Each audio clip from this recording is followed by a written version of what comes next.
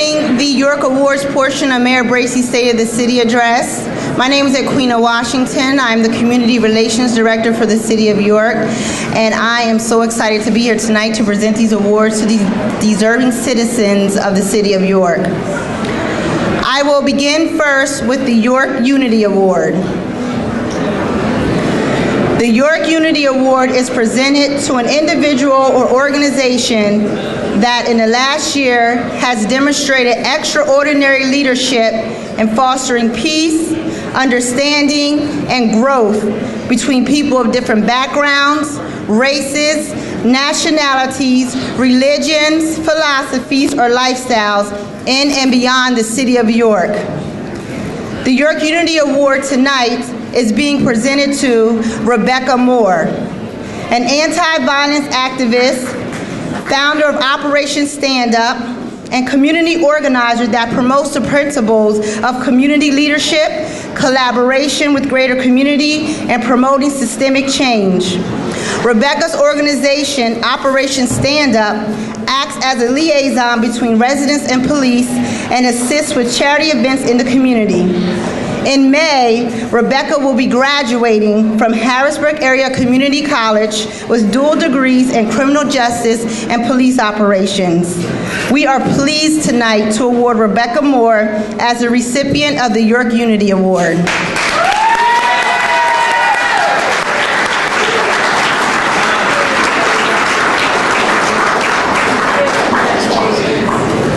Congratulations.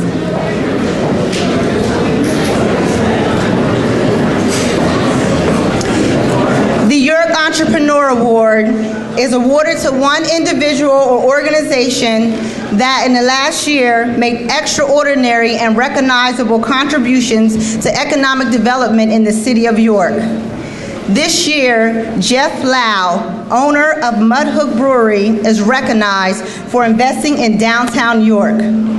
Jeff had a vision of playing a major role in anchoring the Central Market House as a premier attraction in downtown York. His investment in York paves the way for other entrepreneurs to establish their business in our downtown York. This award, we are pleased to award Jeff Lau of Mudhook Brewery with the York Entrepreneur Award. Congratulations, Jeff.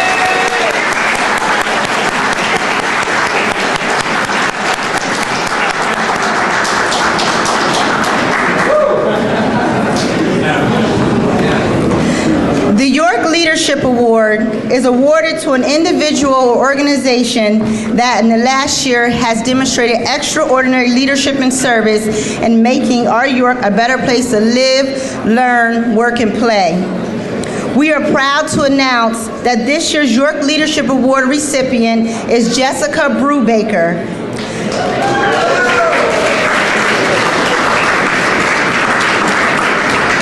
Since becoming the president of the Board of Directors of Central Market, Jessica has provided exceptional leadership in all aspects of the market's operation, business, and board development.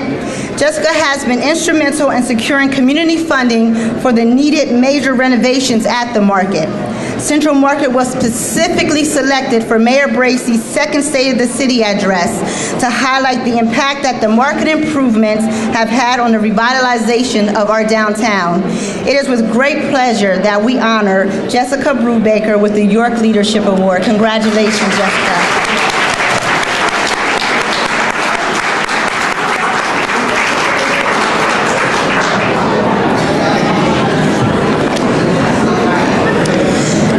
Humanitarian Award is given to an individual or organization that in the last year, through unyielding dedication and persistence, has done the most to improve the quality of life of our fellow citizens. Tonight, we recognize two individuals that are responsible for an innovative program that takes life-altering blood pressure screenings out of your doctor's offices, hospitals, and clinics, and into the community. Dr. Bruce Bushwick and Dr. Gordon Zubrod, WellSpan physicians, partnered with the City of York to launch Barbers with a Heart program, designed to educate African American males about the risk of high blood pressure Screenings are done in the neighborhood barbershops, and customers are encouraged to contact their physicians or WellSpan community health worker when screenings indicate a medical follow-up. Accepting the York Humanitarian Award on behalf of the Barbers with a Heart program is Dr. Bushwick, Chairman of the Department of Family Medicine and Program Director of the Family Residency Program at WellSpan. Congratulations, Dr. Bushwick.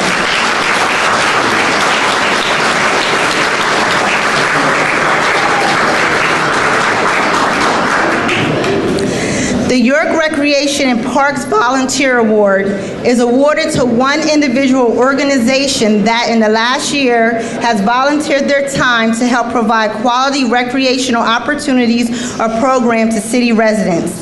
This evening, we are presenting the 2011 York Recreation and Parks Volunteer Award to Brenda Welty and John Gordon.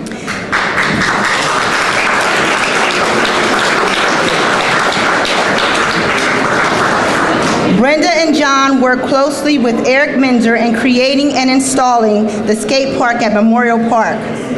Through their volunteer role on the skate park committee, Brenda and John have raised over $4,000 by putting on skating events and competitions at the park. They have spent countless hours planning skating events, promoting the park, assisting in cleaning the park, and asking for donations to help ease the financial challenges to the city for maintaining the park. Brenda and John has served as liaisons between the skating community and the city by communicating concerns, needs, and maintenance requests. Brenda and John also serve as great role models to youth who utilize the Reed Minzer Memorial Skate Park by encouraging the skaters to care for the park and demonstrating to youth how to achieve their goals. We are pleased to recognize Brenda Welty and John Gordon as the York Recreation Parks and Volunteer Award for 2011.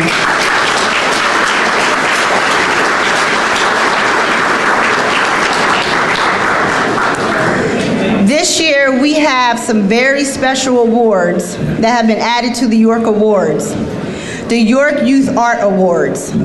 This evening, we will recognize 4 college-bound high school seniors who have exhibited extraordinary talent in the field of the arts. And all of the artwork that is displayed here tonight along the walls and on the sides have been done by the students. Yesenia Acevedo, a senior at William Penn Senior High School, is a young woman that embodies all of those qualities. She has carefully navigated her way through peer pressure and challenging environments to become a role model with unblemished success. Yesenia has maintained her focus and purpose while persevering with her sense of self. She will graduate this June with honors and in the top 10% of her class. She has applied and been accepted at the School of Visual Arts in New York City, Full Sail University in Florida, the Art Institutes of Chicago and Philadelphia, and 3DMX University in Mexico City. She has not chosen yet where she will be attending, but she does plan to double major in graphic and web design with a minor in computer animation. Yesenia is the pride of her family and a breath of fresh air. We are proud to honor Yesenia Acevedo, one of the best to represent the orange and blue, with the York Youth Art Award. Congratulations, Yesenia.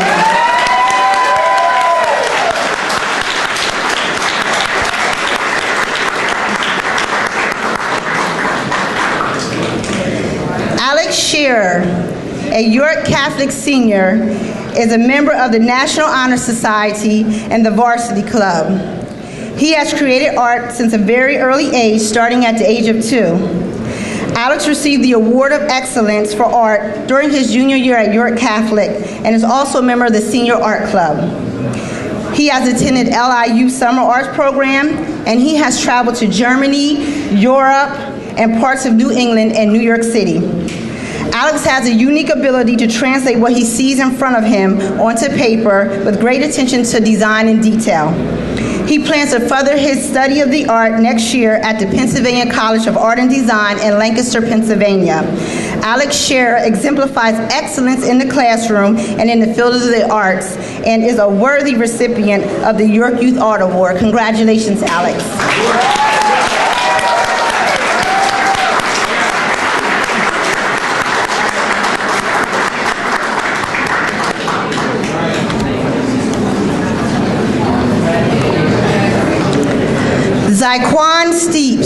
is currently a Crispus Attucks Youthville Charter School senior. He has a passion for art, which he pours all of his art and his heart and soul into of it.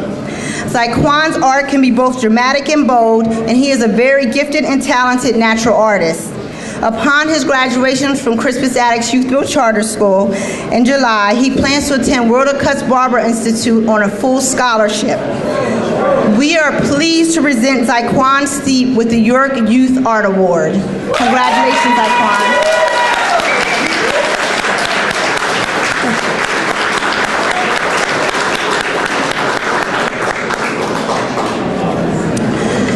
Joshua Burns is an exemplary senior at the top 10% of his class with a cumulative grade point average of 3.39 at New Hope Academy. Joshua is active in school and his community service involvement and serves as a great role model to his peers. He has qualified for dual enrollment in the courses of English and Sociology at Harrisburg Area Community College. Joshua single-handedly arranged an internship with Neil plus Jane Images in York, Pennsylvania, which provided him with the opportunity to submit his photograph to Vogue Italia's magazine and have it displayed on their website and approved for his online portfolio. He has been accepted into 2 prestigious art schools, School of the Art Institute of Chicago and Pratt MVP Arts Institute located in Utica, New York, where he has received a merit scholarship in the amount of $7,000. We are pleased to honor Joshua Burns as the recipient of the York Youth Art Award. Congratulations, Joshua.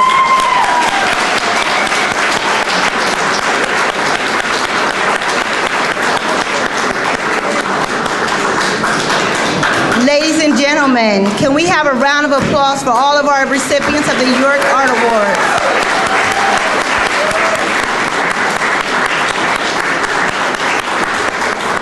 If everyone could please join us across the street at the Central Market for Mayor Bracey's State of the City address, and then immediately following the address, come back over here for the post-reception. Thank you.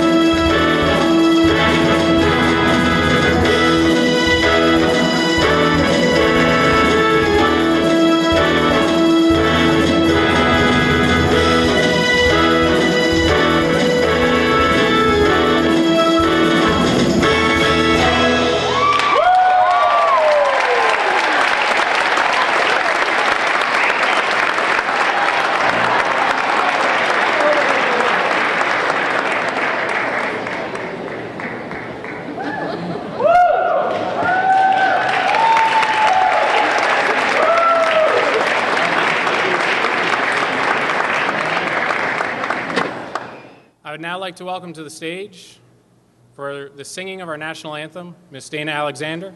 I'll ask that you please rise. Remove any hats, please.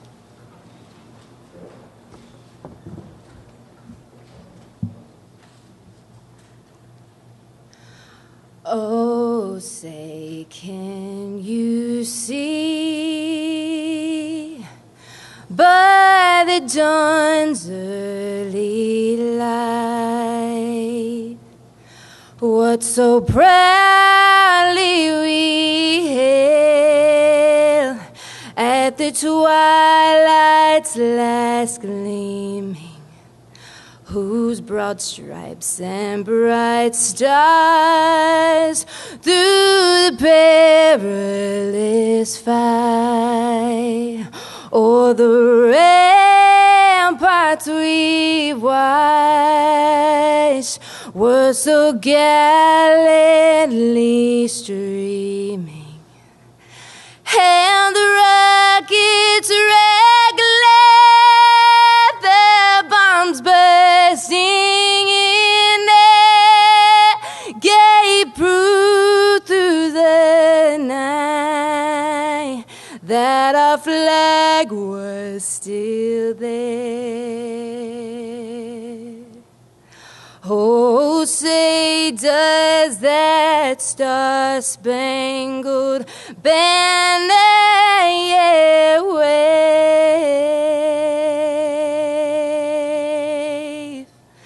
o'er the land of the free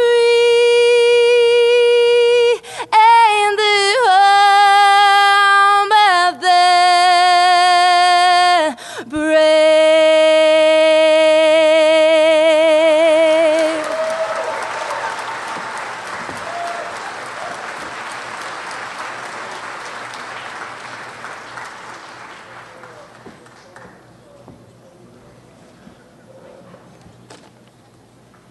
Dana, that was beautiful.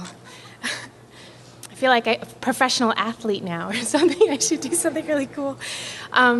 Good evening. My name is Jessica Brubaker. I am the president of the Central Market Board of Directors. Thank you. Thank you. And it is my great pleasure to welcome you to Mayor Bracey's 2012 State of the City Address. Central Market could not be more honored to host this event. And speaking on behalf of everyone associated with Market, it is unbelievable to me that we can fit 400 people in this space. And let me just say, it sets a new bar for our Saturday attendance for shopping. I also shared with Casey Babinchak, our COO, earlier today, who would have thought 4 years ago that Market would be in a place where we would be hosting an event of this kind? It just really goes to show how far we've come as a market and as a market district. So that's really amazing. Some have called Central Market York's Cathedral. If you take a moment to look around you, I think you'll agree this building is spectacular. I know in some ways it's hard to see past this incredible light fixture here, but if you look up at the ceiling, it may be something you don't often notice when you come into Market. But Central Market is not only a treasure for its architecture, it's an institution in our community, a gathering place, a lively touchstone for so many of us in our busy lives. It is increasingly becoming a hub for the fresh and local food movement, a resource for city and suburban shoppers, an anchor in our downtown, and a regional destination. And over time, we're committed to continuing to incubate small businesses that can graduate to independent storefronts in the Market District and throughout our downtown. This is a particularly exciting moment to be hosting this event because I'm thrilled to announce that literally next week we will be kicking off a major renovation effort, investing millions of dollars to restore this incredible building, modernize our systems and utilities, reduce our environmental footprint, and improve the vendor and customer experience. This building you are standing in or sitting in is well over 100 years old, and it may not surprise you that systems like our sanitation line and other systems are almost that old as well. Through the hard work and commitment of public servants like Mayor Bracey, Central Market, along with other projects within the Market District, have been able to access public dollars from the Commonwealth and the federal government to make this renovation possible. Without these funds, we could never take on a project of this size and scope. I can't emphasize enough that this project is truly a once-in-a-generation opportunity to ensure that this institution that has served so many generations of Yorkers can continue to thrive for generations to come. I'd like to take a minute to thank Mayor Bracy and her staff for their leadership and advocacy on behalf of Central Market in our downtown.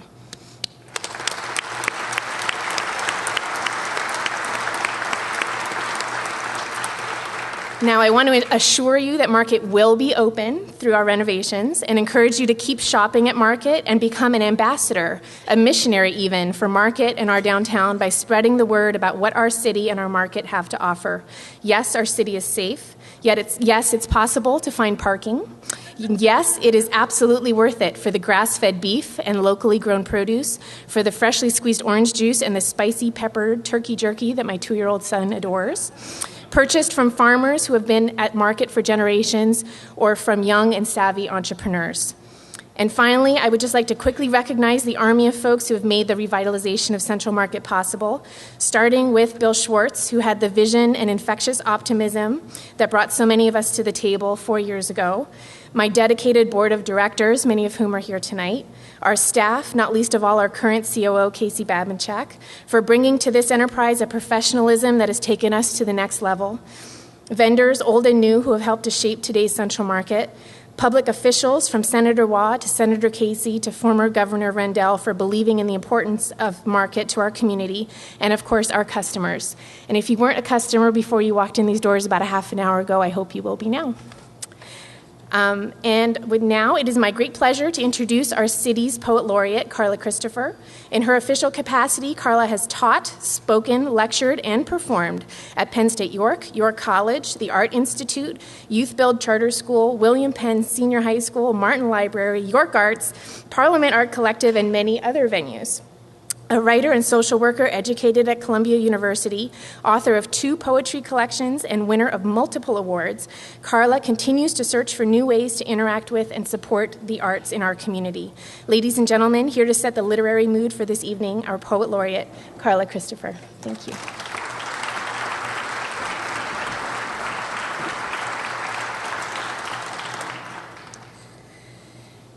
Now, this depends on your belief.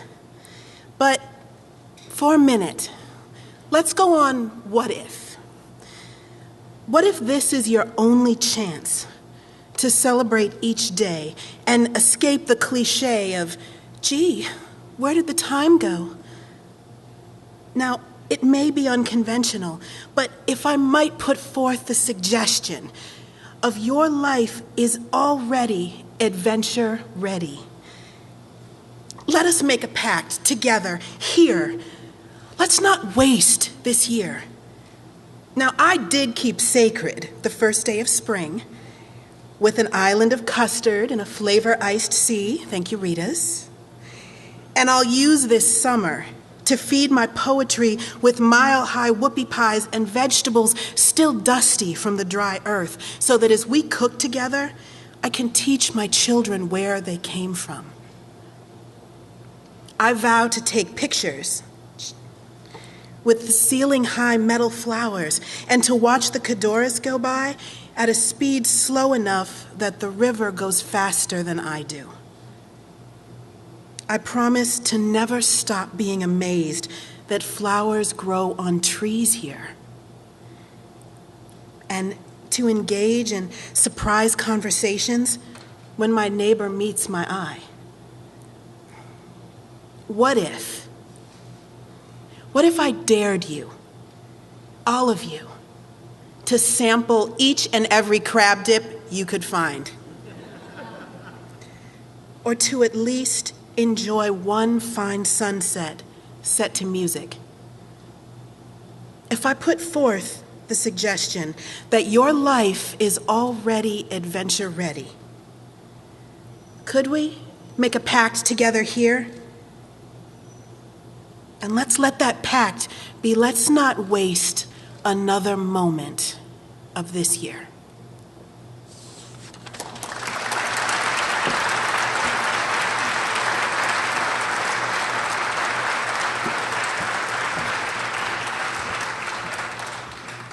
Thank you, Carla. And now it is my honor to introduce York's 24th mayor. Mayor Kim Bracey. Mayor Bracey was elected the first African American mayor of the city of York on November 3rd, 2009. During her first 2 years in office, she has worked on professionalizing all aspects of local government in York, in engagement with residents, business leaders, nonprofit executives, members of the faith community, and our city school district alike. Mayor Bracey has taken local leadership to a national level through her involvement with the U.S. Conference of Mayors and National League of Cities. She has been a staunch statewide and national advocate on behalf of our city. She has provided state and federal testimony on subjects ranging from fiscal modernization of local government, economic and community development, and education reform. Locally, as mayor, she has launched such initiatives as Job One citywide customer service, Zero Tolerance for Blight, Community Policing, Mentor York, Take 10 on Tuesday, which is a beautiful York initiative, and FaithNet. She has overseen millions in redevelopment and job creation ushered in by federal and state revitalization grants procured by her administration, including the funds that are making Central Market's renovations possible. She continues the arduous task of uniting segments of the community to develop new and innovative partnerships among the public, private, and nonprofit sectors. As a citizen, too, she has lived a life of distinction. She has served very honorably in the Air Force, earning medals of distinction. She was appointed director of the Department of Community Development for the City of York from June 2003 until January 2009 under Mayor John Brenner. She has served on the boards of organizations such as York Hospital, Martin Library, and the York County Community Foundation. She is also an active member of her church, even serving as the church treasurer, and perhaps above all else, she is devoted mother and grandmother. Ladies and gentlemen, it is my great privilege to introduce York City Mayor Kim Bracey.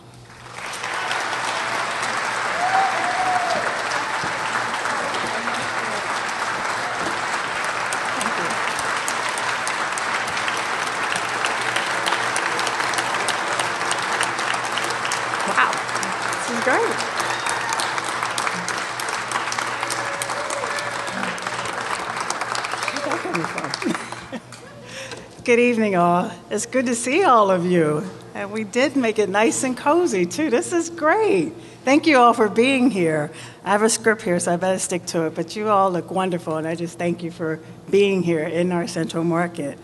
Congressman Platts, state representatives, our county commissioners, city council members, directors, our staff, members of city boards and authorities, representative of the school district, former Mayor John Brenner, guests, my family, and a special friend all the way from California, I am honored to join you in York's Social Hall and Cathedral, historic Central Market, to report on the state of our city. First, I want to thank all of our city citizens for working through tough economic and fiscal times to keep our city strong. Thank you. And as an Air Force veteran as well, I also want to thank our men and women in the armed services here with us tonight for your service to a grateful nation. Thank you all.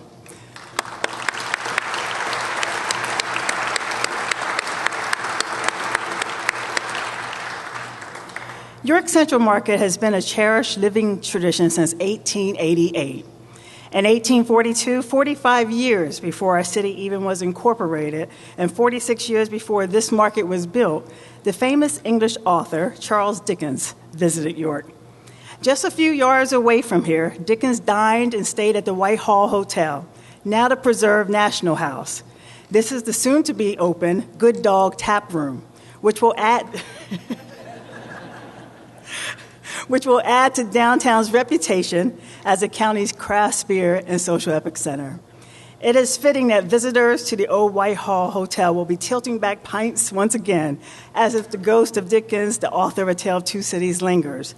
Indeed, our York in 2012 is a tale of two cities. One tale is of a city that is thriving and bustling urban community, the commercial, recreational, residential, and cultural hub of one of the fastest growing and healthiest counties in Pennsylvania. Another tale is of a fiscal city of systemic constraints and legacy costs, with 38% of the total value of its real estate being tax exempt. Despite our challenges, together we have divine streams of creative partnerships, policies and programs, new jobs, and neighborhood renewal. Yet the present fiscal crisis threatens the momentum and promise of York and scores of core communities throughout the Commonwealth. It is time, then, to take an honest look in our mirrors, talk straight, and determine real solutions to realize fiscal stability and self-reliance. First things first, and let it be known far and wide, please, your City Hall's professional ethics, management, and internal controls are as strong as they can be. The Pennsylvania Economy League, Public Financial Management, the Department of Community and Economic Development, and third-party auditors confirms that York's budget process and practices are as open, deliberative, and sound as they can be for a Pennsylvania city. Consultants, experts, and state officials have repeated over and over again that your city government has competent, capable, and committed fiscal management. Regardless, systemic constraints, structural deficits, and legacy costs batter us every year and threaten our future. Simply put, Pennsylvania's local tax, pension, and arbitration systems, as well as urban boundaries, are outdated, broken, and unfair. Friends, in counties throughout Pennsylvania, all roads lead to our little Romes. But our little Romes are burning. You know this. You also know that we need novel partnerships, innovative policy, and comprehensive reform so that our cores can be restored. You also know that our state government has the ability to do that. 21 Pennsylvania municipalities, most recently the cities of Altoona, Harrisburg, and Reading, are now in Act 47 distress status. Starved for resources, our landlocked cities consume property taxes just to avoid being charred and suffocated by circumstances beyond their control. That's no way to survive, let alone thrive. In addition to pension and arbitration reform, we need a healthy menu of local options, freedom, and flexibility to get back to fiscal health. In the meantime, though, we will continue to be responsible stewards of the public purse. As promised last year, we launched our Fiscal Freedom and Stability campaign, using all tools in our belts to realize cost savings and rally for reform to restore our cores. Not all the following campaign efforts and innovations have been politically popular, though, but all of them were the right things to do. First, by scrutinizing all overtime and by rescheduling shifts, we reduced costs by about $600,000 per year. Such savings were the direct result of the leadership of Fire Chief Steve Buffington. He reined in costs while the professionalism, experience, and cooperation of our firefighters continued to deliver the same quality services. I'm extremely grateful to our firefighters for their service and to our fire chief, who, by the way, after 30 years of service to the citizens of York, has decided to retire. Please join me in giving Chief Buffington a hand of applause.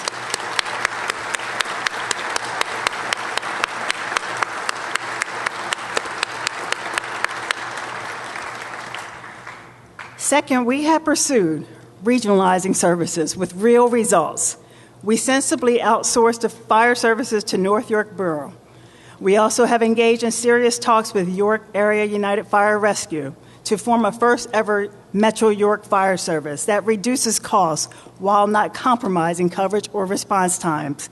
We are committed to public safety. We also must take a good, hard look at ourselves in the mirror. If we can realize cost savings without risking safety, we will do so.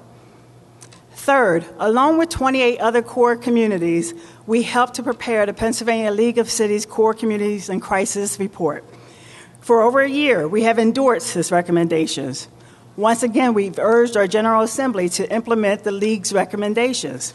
These efforts, married with the efforts of 9 Pennsylvania Chamber of Commerces, including York's own, led to the Coalition for Sustainable Communities initiative. Government officials working with business leaders to restore our core communities to fiscal health.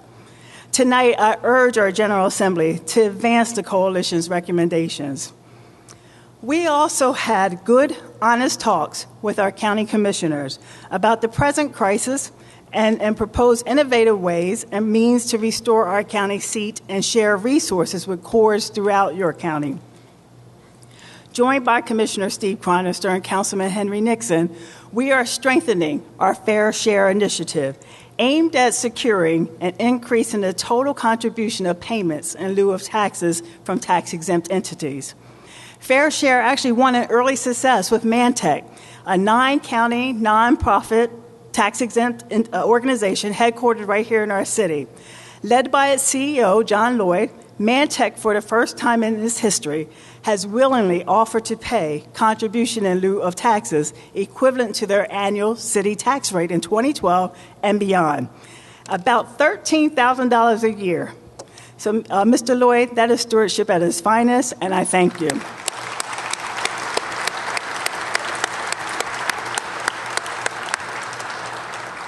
As of May 1st, we will aggressively seek to recoup unpaid sewer and refuse bills, which currently total about $13 million. This is a first-of-its-kind hard-line collection effort for our city. Over 2 years, I've heard requests of debt forgiveness, but given our city's fiscal state, enough is enough. We will charge interest to outstanding balances, affix municipal liens to delinquent properties, and cut off service to those who refuse to pay. Our citizens who pay their bills and are in good standing should not subsidize others' irresponsibility.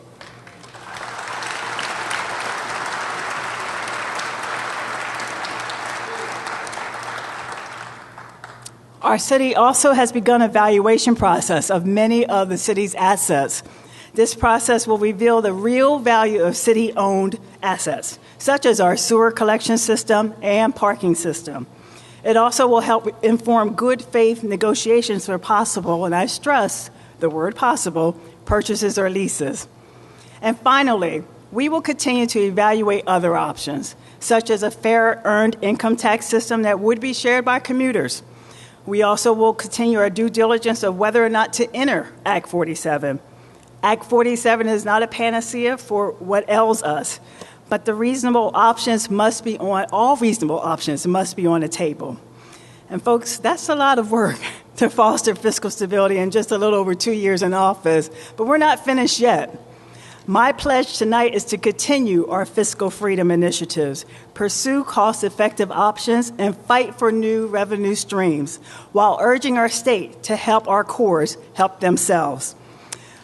My call to each of you is to support these initiatives, support our many struggling cities and boroughs, and urge our statewide elected officials to produce real reform to restore our cores.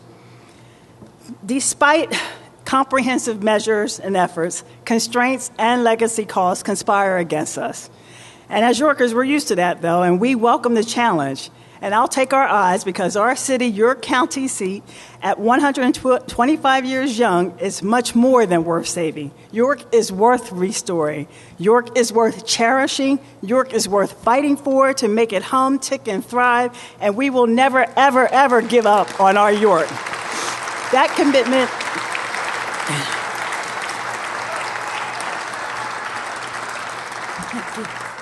That commitment is as strong as the bricks and beams of this magnificent market, indeed. A second city of great expectations, our physical, cultural, and commercial city, the progressive hub and heart of York County, our York of neighborhoods, networks, and opportunity is on the move. Under our Job One initiative, your city government has made customer service an essential value in all of our departments. Under my watch, we have gotten our own houses in order to meet 21st century demands and to effectively serve all people.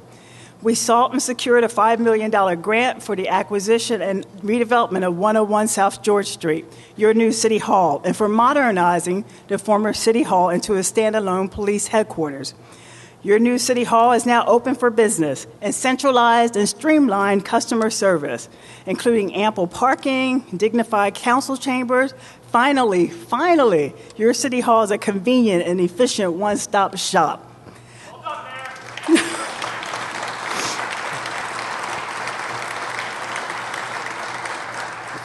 Through rent savings and rent earnings that pay off the expense over time, your new City Hall comes at no new net cost to city taxpayers. Thank you. Your city government will practice what we preach, and we will keep our houses in order to deliver quality professional customer service. That was my pledge when I took office, and that is my commitment to you tonight as I announce 3 new priorities. First, your government is becoming a leader in energy efficiency because it is the right and smart thing to do, and because the headquarters of the nation's leader, Johnson's Controls, is in our backyard, too. Johnson Controls-led projects will bring long-term energy efficiency and cost savings to 3 city-owned houses: your new city hall, our police headquarters, and our sanitary sewer maintenance facility. Second, from the west end to the east end, Market Street has not been repaved in decades. You've driven it, huh? That must change. The milling and repaving of Market Street from city line to city line must be done. And tonight I urge the York Area Metropolitan Planning Organization to make this a top priority so this $2.5 million project funded by Pennsylvania Department of Transportation and the federal government will begin by 2015.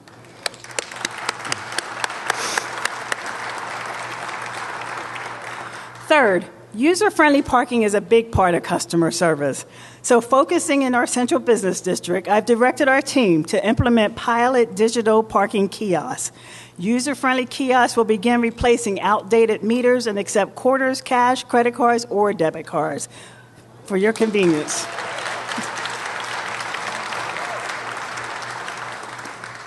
We have stayed the course with our community policing strategy. That focuses on nipping nuisances in the bud and proactively solving problems. This philosophy is what Police Chief Kelly likes to call problem-solving policing. And since I took office, hitting the sidewalks and the street, face-to-face communication, building mutual trust, and neighborhood awareness are the 4 pillars of that philosophy. These pillars stem from a foundation of individual responsibility, familial responsibility, and neighborhood pride.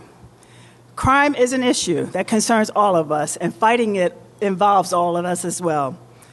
We cannot allow violent crime to define our city, and it does not. But we must take another hard look in that mirror, for facts are stubborn things. In 2011, 40% of the victims of homicide were black men under 30 years of age. And 7 out of 10 of the perpetrators of these violent crimes were black men, with an average age of 23. I have a son who fits those demographics. I understand keenly the anxiety one feels when hearing those statistics. And I understand the never-ending responsibility we have as parents to teach our children to avoid drugs and guns and to withstand peer pressure.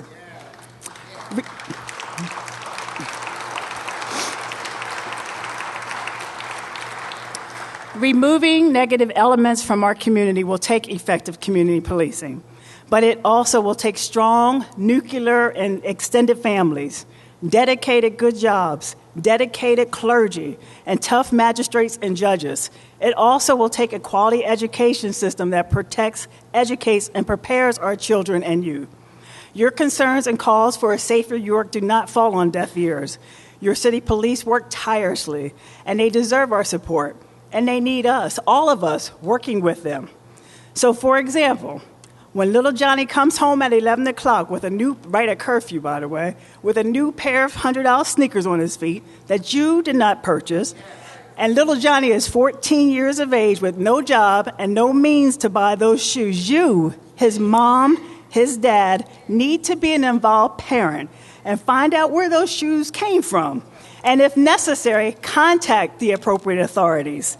The lesson is as old as this building, but it bears repeating. Public safety starts with individual responsibility and in the home. It starts with you.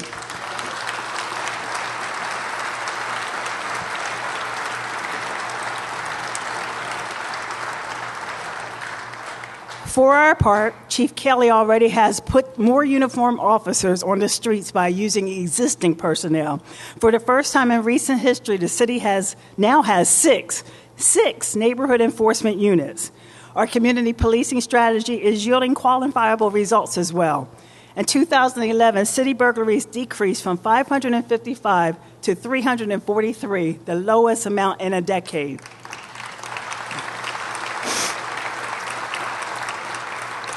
In fact, violent crime throughout York County was the lowest since 2005.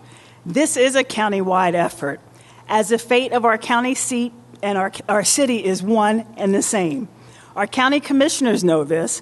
Effective neighborhood units would not be possible without an annual allocation of $200,000 made by them.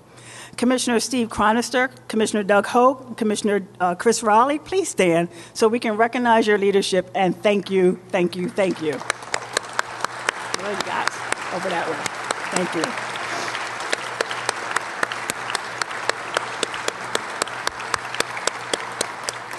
Over the last 2 years, your City Hall launched a Zeal for Curb Appeal and Zero Tolerance for Blight initiative.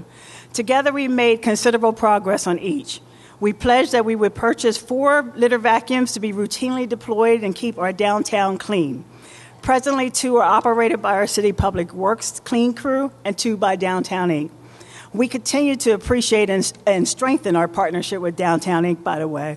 For example, we financially support a new Downtown Inc. business liaison who pursues our existing economic development priorities.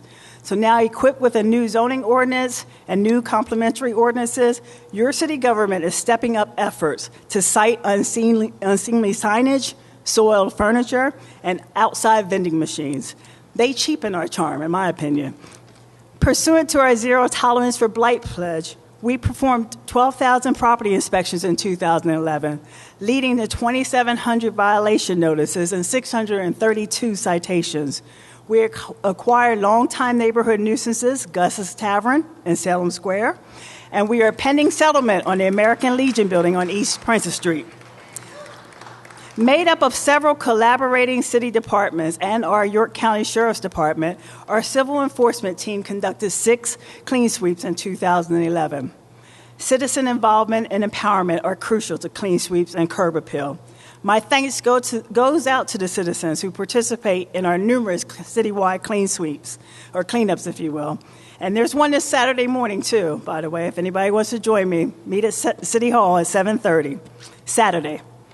My thanks also goes to our citizens for their patience as we've completed the Rebuild York initiative in 2011. Rebuild, we paved 17 city streets and made streetscapes improvements along Beaver and Pine and added many handicap accessible curb cuts throughout the city. As citizens, we are the ultimate guarantor of curb appeal. So let's recapture and practice individual responsibility and self-reliance citywide. Our Take 10 on Tuesdays program aimed to do just that by encouraging able-bodied people to take 10 minutes each day, each Tuesday, you can do it each day, but each Tuesday to clean their corner of the city.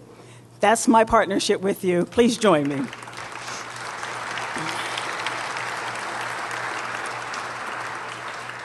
As pledged last year, we also are we built a William Penn Compact, so our city government and school district could work in tandem. Although we are legally separate and distinct from the school district, our city government has a vested interest in the success of our school district and vice versa. City School Superintendent Dr. Deborah Wortham now has cabinet-level access to our administration. We are more than pleased as she meets with our directors and me on a regular basis, and we enjoy a great working relationship. Folks, we know, though, that new leadership, discipline, and uniforms are important first steps, but just the beginning of what is needed to turn around a district that has been neglected for decades. Until we as a community get over the city stigma, until we truly embrace engaging and mentoring our youth, and until the state steps up with meaningful reform, resources and initiatives, incentives, Metro York will have an ongoing competitive disadvantage.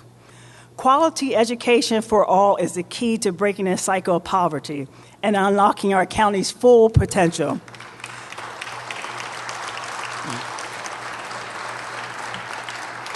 So yes, there is a need for magnet schools. There is a need for an international baccalaureate focused academy. There is a need for a regional arts-infused education system.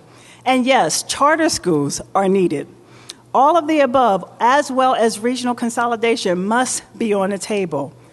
Quality education for all, not just for some, is the most pressing human rights and economic development challenge for York County in the 21st century. A great adventure awaits us if we seize it. In a world of rising voluntary segregation, forces of NIMBYism, an acronym for Not in My Backyard, will challenge efforts to consolidate school districts. We all know that. And CAVE people, standing for Citizens Against Virtually Everything, will club and combat change, no matter how just and how smart. But if we truly believe in liberty, justice, and opportunity for all, we must break through the walls and fences of NIMBYism to embrace each other. And we must persevere through the valleys of the caves to reach the mountaintop of our full potential. All the while, our city teachers and education professionals should be respected and embraced for their grace under pressure. In my 2 years as mayor, I am proud to have visited every single school in our district at least twice by now, I think. I've seen the bright, expressive faces of our students and listened to their hopes, their fears, and their dreams. Tonight's Youth Award winners are just a sample of the great students we have in our city. They deserve our recognition and support, and they should inspire all of us. Through the vision, laser focus, and tenacity of our Economic and Community Development Department, we are building a better York, and investor confidence is strong. In 2011, our Bureau of Permits, Planning and Zoning approved 1,700 building permits, and that is up by 858 since 2010. That paved the way for 171 new businesses and private ventures, and that is up by 61 from 2010. Thank you. These are economic indicators, and they indicate the economic improvement. Friends, tonight, we welcome a loud and live future in our York. A long fly ball from Sovereign Bank Stadium sits the former Bicom building, a vacant century-old building, brick building of 50,000 square feet. In 2011, Native Sons of York, 3 members of the multi-platinum rock band Live, fell in love with 210 York Street. Since then, this gracious few have made it the nucleus of Think Loud Development, a cutting-edge company and tech hub merging creative minds, a recording studio, and high-end apartments. The $45 million Think Loud project is slated to add up to 60 new jobs and begin construction this summer.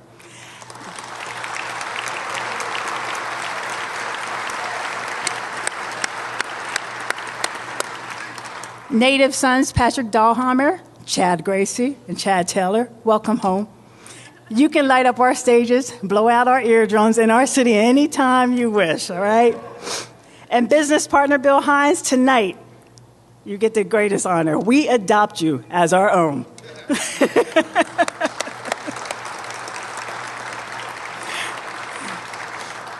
Announced last year in partnering with the White House and First Lady Michelle Obama, our administration, with leadership from our Health Bureau, has launched our Lean, Green, and Serene York campaign. Lean, Green, and Serene York encourages a healthier and greener York, one that helps to make our citizens more active, productive, and fulfilled. Enters Barbers with a Heart, which paired well-spanned doctors and city barbershops to educate customers and provide free blood pressure screenings to catch early warning signs of hypertension and diabetes. A leaner York requires good parks to stretch our muscles and expand our lungs. Enter Bring on Play, whose mission is to renovate 1 playground per year and promote active lifestyles and family interactions. The York Revolution led fundraising efforts for a grand slam of a project in 2011 at Westminster Park. To continue to beat and build, historic Penn Park is up next in 2012. Bring on Play resume includes Lincoln Park, Allen Park, Westminster Park, and now Penn Park. Bring on Play, keep bringing it on. Good things are also happening all across our parks. This spring and summer, you'll see some things at Memorial Park as well. First, a partnership of your City Hall, the County Convention and Visitors Bureau, and Bob Hoffman Foundation is making Bob Hoffman Field more fan, visitor, and player friendly.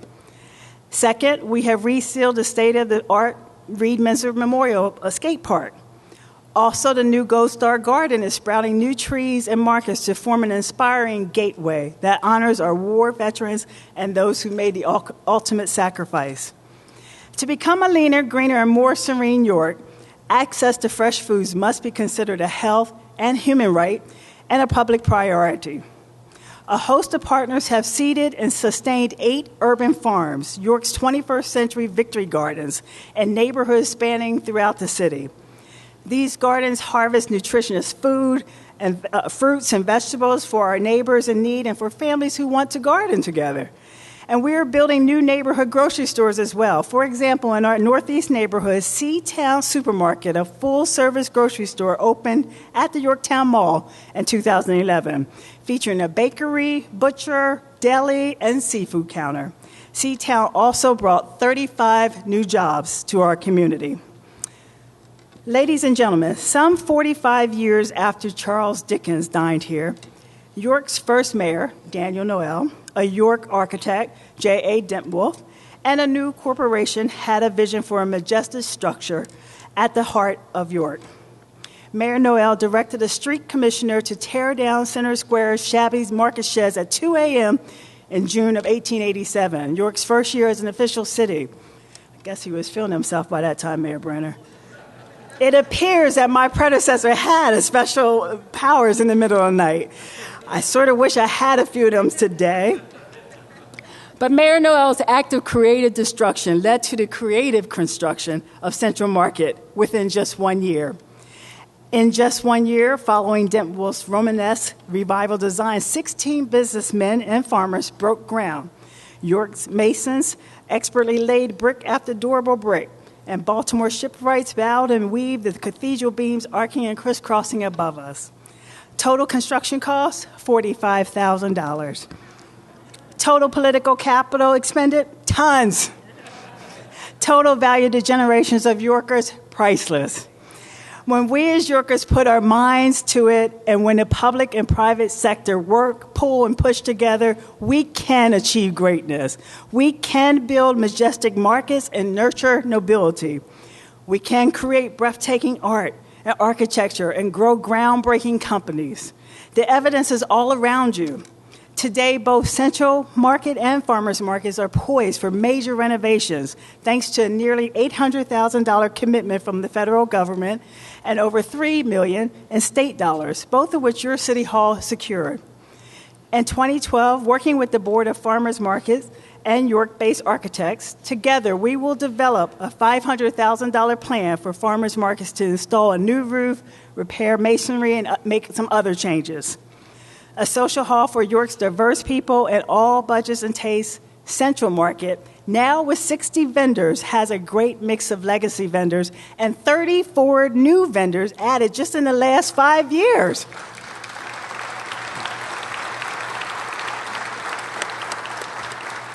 And by the way, in case you didn't read the paper, an old market favorite, Marcio's Deli, reopens this Saturday. Exactly. Attesting to the market's unique character, Mud Hook is the only brew pub housed in a 19th century market in Pennsylvania.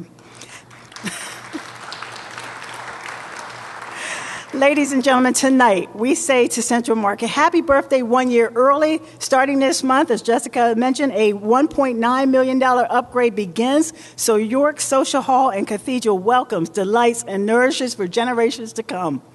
Board President Jessica Brubaker, all members of the board, past and present, market masters Casey Babinchek and Terrence Downs, all market vendors and stakeholders, traditional and new, thank you for your service. All of you deserve our applause. Thank you.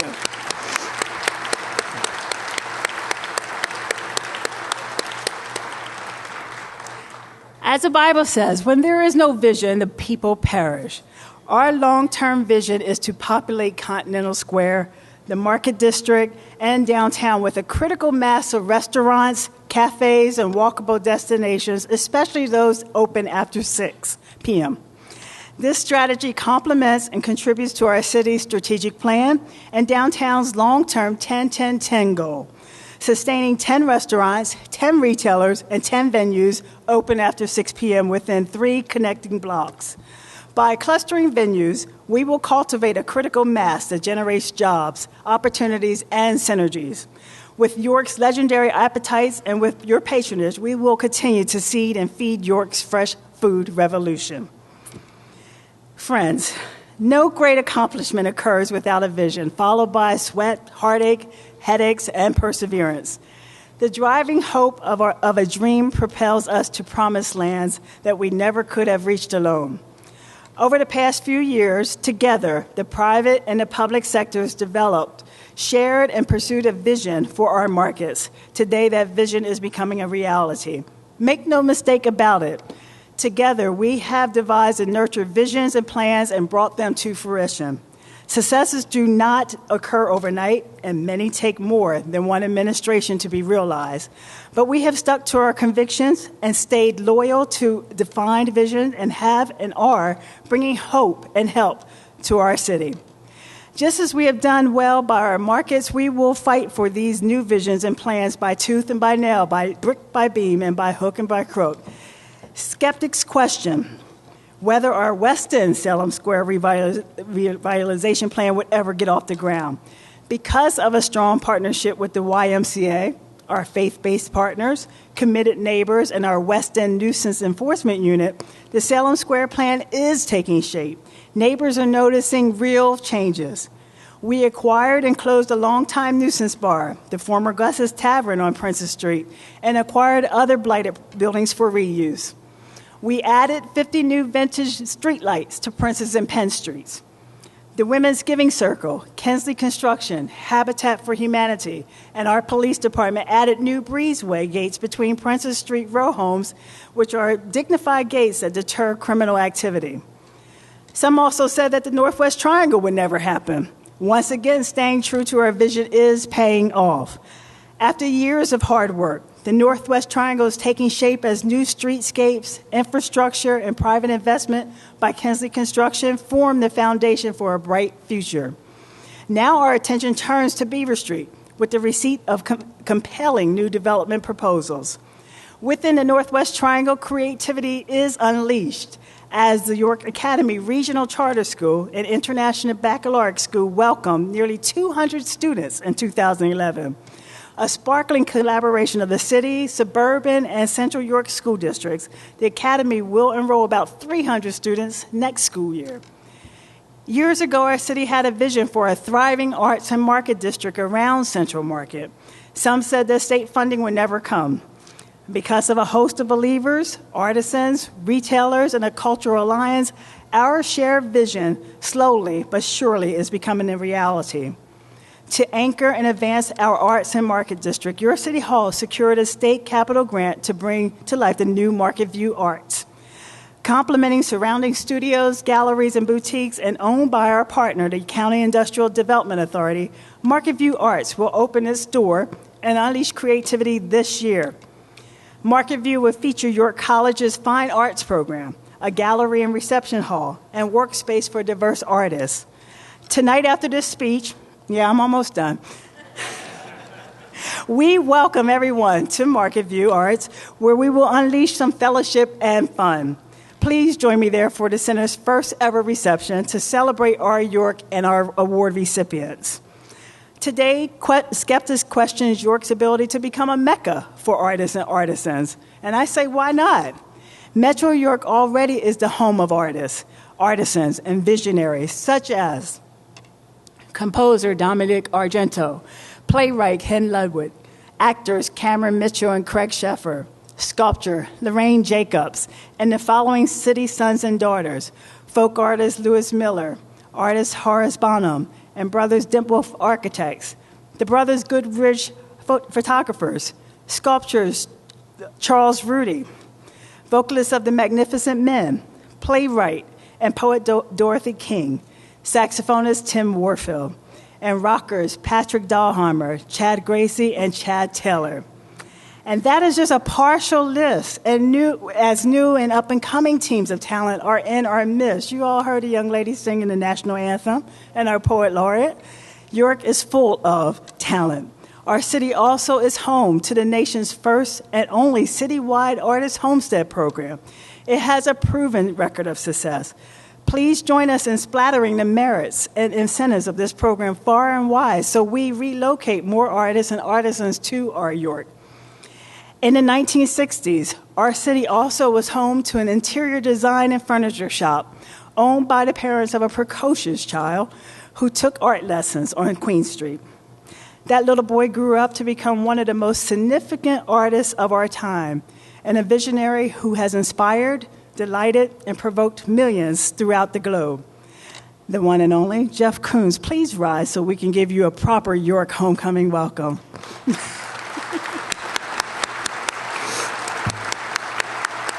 That's fine.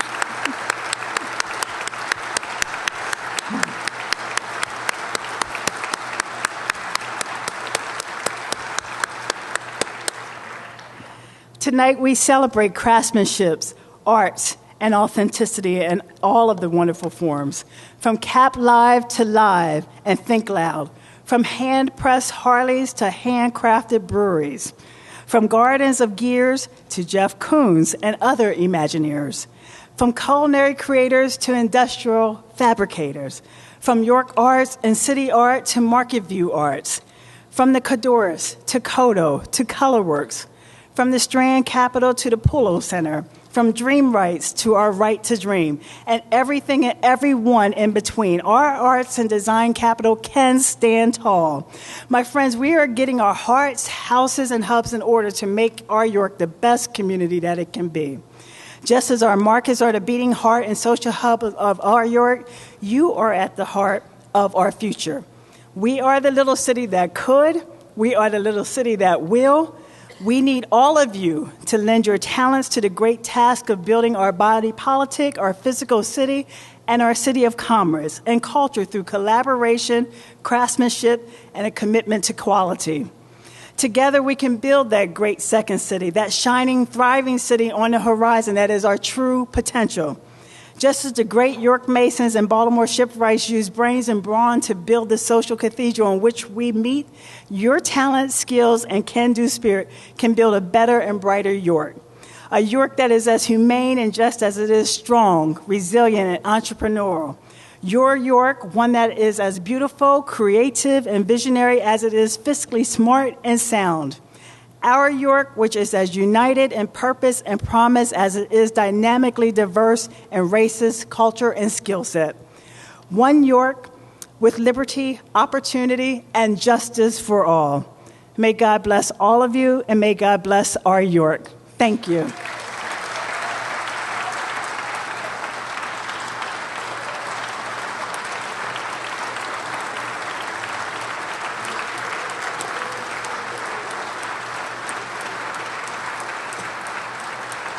Thank you all. I need to grab the congressman before he leaves, though. Thank you all. I appreciate it, and I appreciate all of your support, and I look forward to working with each and every one of you. Before we fully commence our awards portion of the program, I'm going to, again, go off program here for a moment. As was a theme throughout this address, strong leadership is needed to accomplish great things. As a community, we continue to accomplish great things. And that is as a direct result of countless individuals rowing in the same direction towards progress and change. One of those great leaders in our community has been Congressman Todd Platts. I'd like to ask our congressman to join me on stage so that we may properly thank you for your years of service to your community, our nation, and the 19th Congressional District. Ladies and gentlemen, please help me thank Congressman Todd Platts.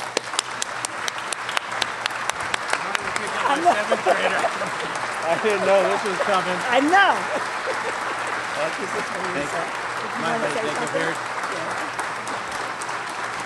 Well, I am truly honored, Mayor Bracy, and apologize. I said to her, I'm picking up my 7th grader, and my wife said, don't be late.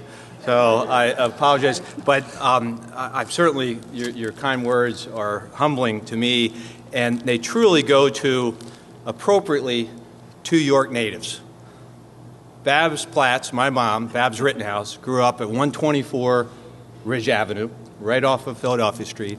And my dad, Dutch Platts, grew up on Norway Street between Princess and Prospect. Anything I've done that has brought credit to me is a tribute to them because they're my role models. And it's appropriate as we celebrate York, I'm honored to celebrate two York City natives, Babs and Dutch Platts, in what they've done for me and allowed me to serve and give back. And we are blessed here with Mayor Bracy and following the lead of Mayor Brenner. Great visionaries, and an important part of your message is having that vision and going forward. And I may be leaving office in 8 months, but I will still be here in the community in some capacity and look forward to continuing to work with you and all who are committed to this city.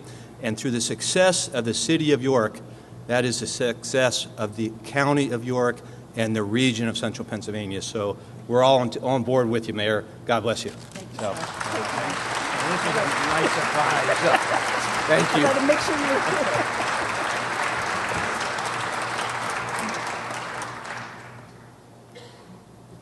Helping me to introduce our award recipients this evening, I'd like to ask a junior student from York College of Pennsylvania, visual arts student, Dylan Samuelson, to join me on the stage. Thank you, Dylan. My apologies.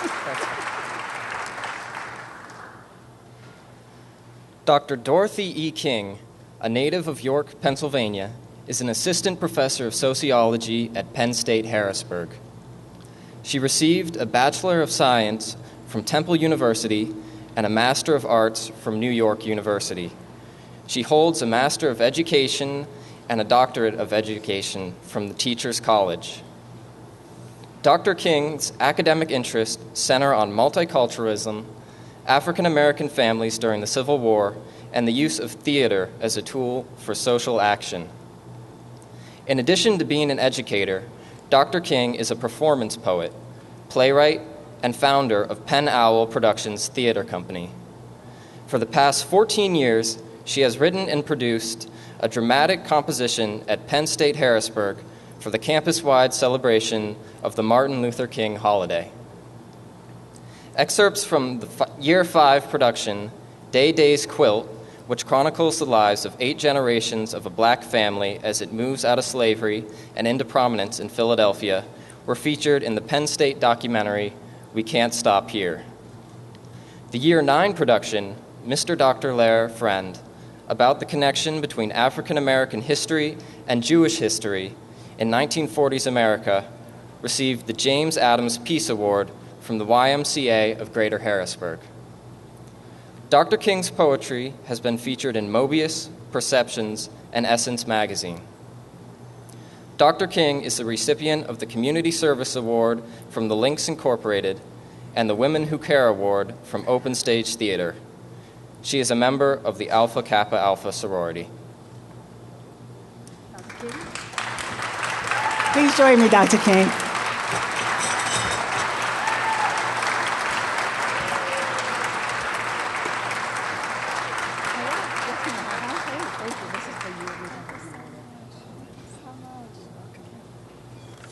Well, I was just going to say thank you, but I was inspired by what the mayor said, so I decided I would write some comments. And the nice gentleman behind me handed me something to write on because I was scribbling it. And there's a glare here, so I've got to hold it up closer. So I just want to say, my name is Dr. King, and I have a dream. I love saying that, and one of the reasons I can say that is because I grew up, since we were talking about where people grew up, I grew up at 319 West Princess Street. That was a community in which people really cared about the children. And anything you did, you would not only get in trouble with your parents, you get in trouble with everybody's parents. So because of that, I can say that. So let me just make some really quick remarks. I consider myself an ambassador of York, and anytime I get an opportunity like this to say something wonderful about York, I take the opportunity because I'm very proud to be from York. So I want to say that I accept this award, yay, on behalf of my board of directors. I accept this award on behalf of Mr. Getz, and any of you who remember Mr. Getz are as old as I am, and you went to Hennepin. And he made me proud of York history. I accept this award on behalf of my parents who made me proud of family history. I accept this award for the next generation of children in my family, my daughter Natasha, and my great-nephew Elijah, and my great-niece Haley, and my great-nephew Gabe, who's here. And I promise to do everything I can to make York a good place to live and work and remember. And I invite you to join me. Thank you.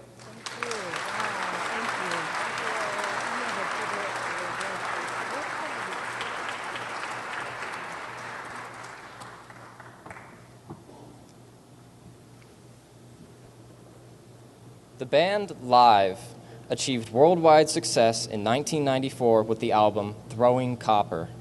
Combined with subsequent albums, they have sold over 20 million albums worldwide and have had a string of #1 singles, including songs such as Lightning Crashes, I Alone, Selling the Drama, Dolphins Cry, and Lakini's Juice. The band has toured the globe, has played such historic concerts as Woodstock 94 and 99, legacy institutions such as Saturday Night Live and MTV Unplugged, and cherished musical venues such as CBGB's in New York City. Chad Taylor, Chad Gracie, and Patrick Dahlheimer have comprised the band since its founding here in our city of York. The trio was raised in York, first officially played together while in middle school in York, and attribute longtime educator, musician, and city resident Don Carn with being a defining character in their life as musicians, as band members, and as individuals. From their days of practicing in Mrs. Gracie's garage on North Newberry Street, where it was not uncommon to have an uninvited audience participation from our local police department stopping by to tell the boys to quiet down, to their graduation from William Penn Senior High in 1989, to their days of Mrs. Taylor driving to New York City in the middle of the night when their beat-up van would break down. Chad, and Patrick have remained humble and grounded from their formative years here in York. As their parents stressed in success and failure, and clearly they have listened, they are who they are because of their families. Throughout this past decade, the trio explored their other creative interests. They now have their own record label, QE Productions. They have multiple technology companies, a film production company that has just completed a feature film, Another Harvest Moon, starring both Sybil Shepherd and Ernest Borgnine. And most recently, the three have parlayed their success into real estate development, with 2 large sister projects announced in Reading and York under the banner Think Loud. All the while, music has remained their first love. Their roots were manufactured in York. Their talents have entertained millions.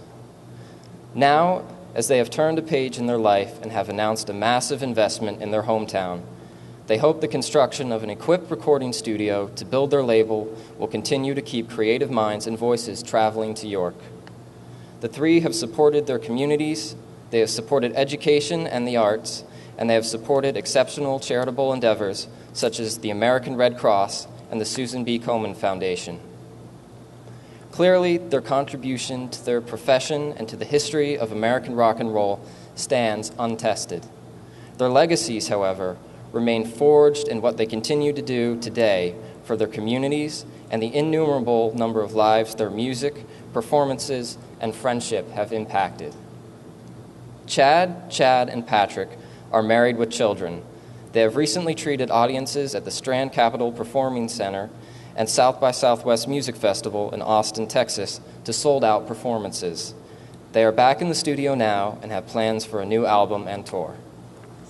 Come on up, guys. Come on up. Come on up, guys.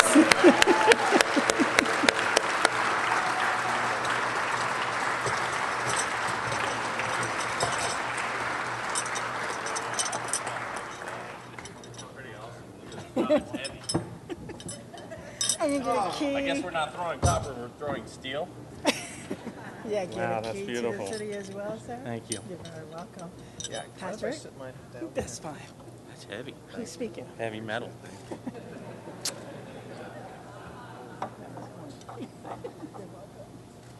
Who's speaking? All right, Pat, come on. Thank you. Well, I thank everyone for attending. I thank the mayor for her kind words.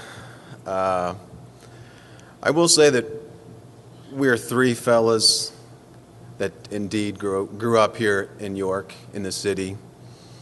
It has been a pinnacle and of our shaping our being and our future. It's true that I think the city keeps you humble.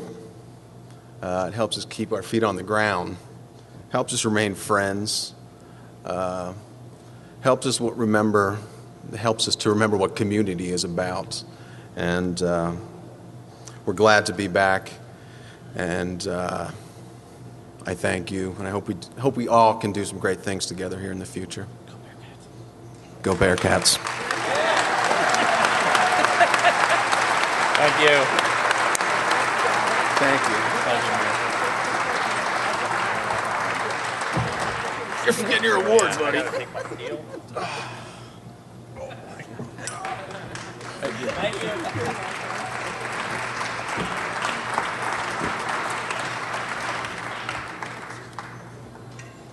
Jeff Koons was born in York, Pennsylvania in 1955.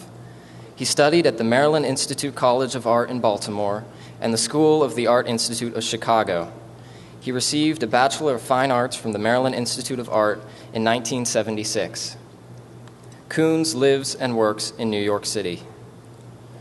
Koons' work is in numerous public collections, such as the Museum of Modern Art, the Whitney Museum of American Art, and the Guggenheim Museum in New York, New York, the Los Angeles County Museum, the Eli Broad Family Foundation in Santa Monica, California, the Broad Contemporary Art Museum in Los Angeles, California, the National Gallery and the Hirshhorn Museum in Washington, D.C., the San Francisco Museum of Modern Art, the Tate Gallery in London, United Kingdom, the Stedelijk Museum in Amsterdam, the Netherlands, the Museum Ludwig in Köln, Germany, and the Tokyo Metropolitan Museum.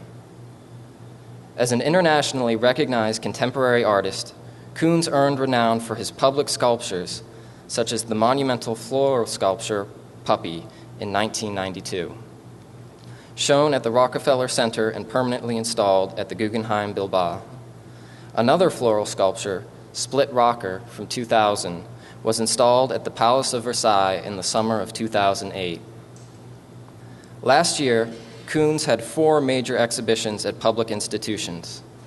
A large survey of his work at the Museum of Contemporary Art in Chicago, celebration sculptures on the rooftop of the Metropolitan Museum of Art and the Neue Nationalgalerie in Berlin, and the Palace of Versailles opened its doors to a living artist for the first time with Jeff Koons' Versailles. The Serpentine Gallery presented works from the Popeye series, Koons' first major exhibition in a public gallery in England this past spring. A solo exhibition, New Paintings, was most recently on view at the Gagosian Gallery in Los Angeles, and Koons is included in the group exhibition Pop Life, Art in a Material World at the Tate Modern through January 2010. Jeff Koons has received numerous awards and honors in recognition of his cultural achievements. Most recently, the Royal Academy of Arts presented Koons with the Wollaston Award and the John Singleton Copley Award, and President Jacques Chirac promoted Koons to Officier de la Légion d'honneur.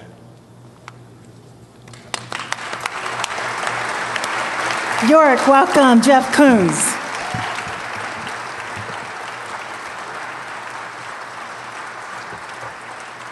And a king to the city of Wells. Mayor, thank you very much. I'm very honored. And I have to say, your words, your speech was so moving. And, we all care about York very much. And as the other recipients, Dr. King and Live, York has been so important in informing who we are and a sense of our community. And, I live in New York most of the time, but I'm here every weekend. And I'm here because just the importance that York has a tie to the past. And you feel the presence and the importance of community, responsibility within your community, but also the possibility for a future. And I hope very much to be a part of York's future. And just as Live is doing very important things, I hope in some way that I can also be very supportive. And again, well, thank you, but it means a lot. I mean, I would remember coming to the market at least once a week for dinner and eating in the restaurant or having an oyster in the back. And so I'm so happy for the change and the invigoration that's happening, and I hope that myself and my family, we can be part of it. So thank you.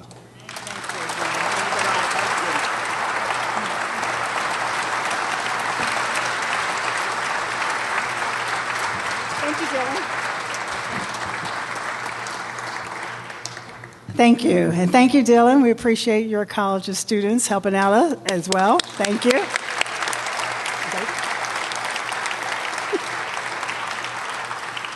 Kevin is telling me it's party time. Our reception time. I just appreciate all of you being here, those standing, those sitting. We appreciate the support and look forward to working together with you to continue to make York the city we all desire. The reception, again, is across the hall, across the street at Market View Arts. Thank you so very much for being here.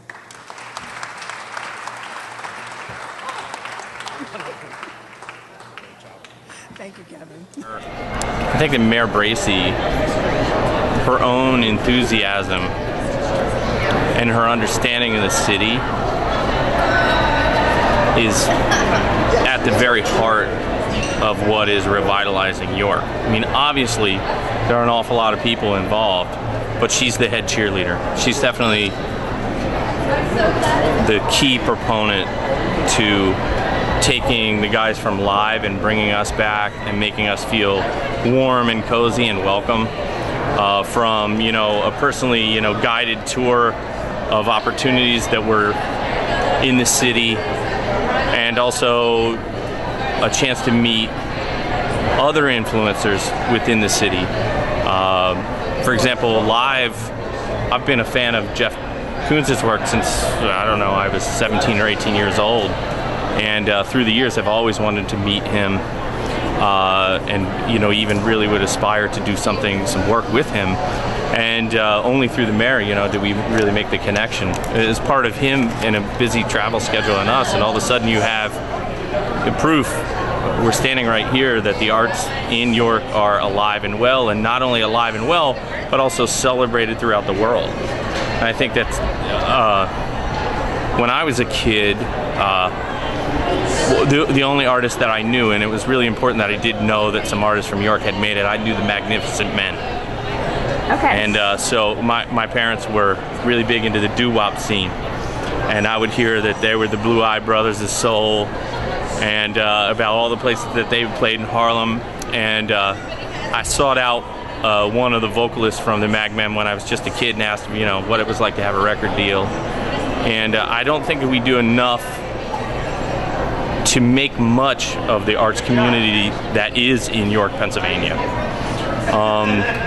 Had I known more as a kid about the sculpture artists, and it was all kept very underground. So to be here at the market and walk just within blocks of here and see so many artisans coming up, painters, sculptors, musicians, poets, that's very, very inspiring. And I can also say on behalf of the whole band of Live that we're very, very proud of this art scene and very proud to have been a key part of it. The arts are a form of communication, and Patrick, Chad, and I, of course, aren't used to being on a stage in front of a podium and talking. We're much more suited to being on a stage with our instruments sort of shielded by mysterious lights. That one's making me feel really comfortable. If I just have my sunglasses on, I'm on stage. But I think that the point that the mayor is trying to make is that we really do have an international arts program, and it's been bubbling under now for Live. This is our 27th year as a band. And for anyone that doesn't know, that's at home, we started around 1985 at Edgar Falls Smith Middle School. So, it literally began at a talent show. And the first time that we ever got together in a room was on Duke Street, just right up the road. And we would rehearse at Chet Gracie's parents' house on Newberry Street. And we played at the Golden Bear in the Square. We played at Zakey's, but at the time I think it was called the Sonic Garage. We played at Big City. So the point was, we were always here. And we were creating, quite frankly, we created a nuisance everywhere we went because we were very loud. And that's something I'm very proud of. We were definitely loud. We disturbed a lot of people at the time. But what goes unnoticed is the sacrifice and the hard work that it takes to make art in the first place. And I also want to say this, that one of the things that we learned from being from York was not to be so precious with ourselves or our art. What Patrick was saying on stage about it keeping you humble is the best art comes from the heart and the soul, and that means that your feet have to be connected to the ground. And certainly York was paramount in defining who we would become as musicians and artists, and that message went with us throughout the world.